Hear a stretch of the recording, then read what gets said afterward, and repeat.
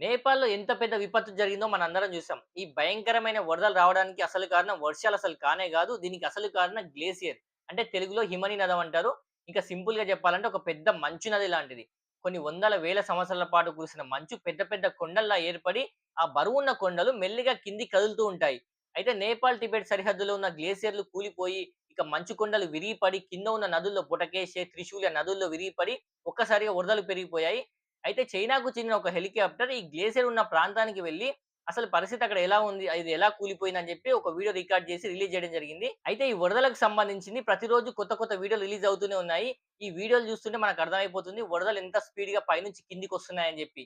అయితే ఒక్కసారిగా నీటి మట్టం కింద ఉన్న నదుల్లో ఉన్న నీటి మట్టం 5 మీటర్ల నుంచి 7 మీటర్లకి కేవలం 30 మినిట్స్‌లోనే పెరిగిపోయిందంట. అంటే దీన్ని బట్టి మనం అర్థం జేసుకోవచ్చు. ఎంత స్పీడ్‌గా వరద పైనుంచి కిందికొచ్చిందని జెప్పి. ప్రపంచవ్యాప్తంగా ఉన్న ఫ్రెష్ వాటర్‌లో దాదాపు 64% ఆఫ్ ది వాటర్ ఈ గ్లేసియర్‌లోనే ఉందంట. అయితే ఈ వరదలు కేవలం నేపాల్‌కే పరిమితం కాకుండా ఉత్తరప్రదేశ్ ఇంకా అలానే బీహార్‌కి వచ్చే ఛాన్సెస్ ఉందని చెప్పి అంటున్నారు. అయితే ఈ వరదల కారణంగా ఇప్పటికే 300 మంది పైగా చనిపోవడం జరిగింది. ఇంకా అలానే కొన్ని వందల మంది కూడా గల్లంతయ్యారు. అలానే హైడ్రో పవర్ ప్లాంట్ చెందిన ఎంప్లాయీస్ కూడా ఉన్నట్లు చెప్తున్నారు. మరి దీనికి అసలు కారణం ఏందో మనందరికి ఇప్పటికే అర్థమైపోయి ఉంటది. అదే గ్లోబల్ వార్మింగ్. ప్రకృతిని మనం కాపాడుకోకపోతే ఖచ్చితంగా ఇలాంటి విపత్తులను మనం ఎదుర్కోక తప్పదు. ఇలాంటి అప్‌డేట్స్ కోసం మన ఛానెల్‌ని సబ్స్క్రైబ్ జేసుకోండి.